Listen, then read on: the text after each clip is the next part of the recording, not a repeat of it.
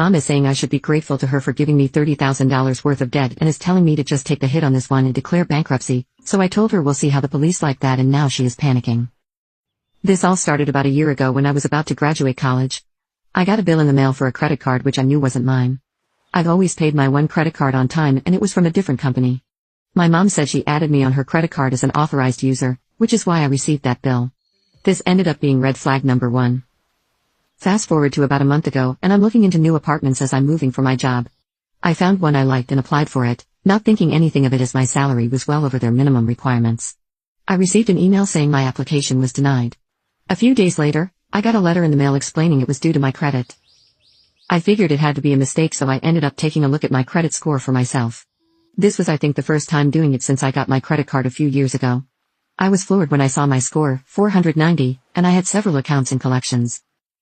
After some crying, I decided to call the electric company which one of the collection accounts was for, and they confirmed the address was my mom's current address. I got in touch with one of the credit card companies I saw and the listed address was the same. I really didn't want to believe my mom opened these accounts, so I called her about them last week.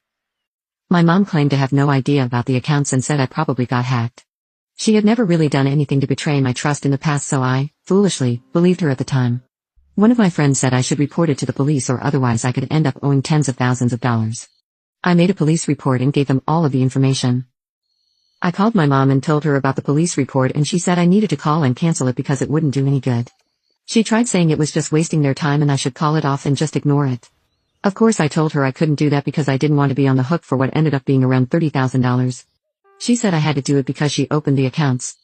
We went back and forth for about 20 minutes and I was pissed. She finally said I just needed to take the hit on this one and declare bankruptcy. She literally told me I should be grateful to her for letting me go to college, so I should cancel the police report before they find out it was her.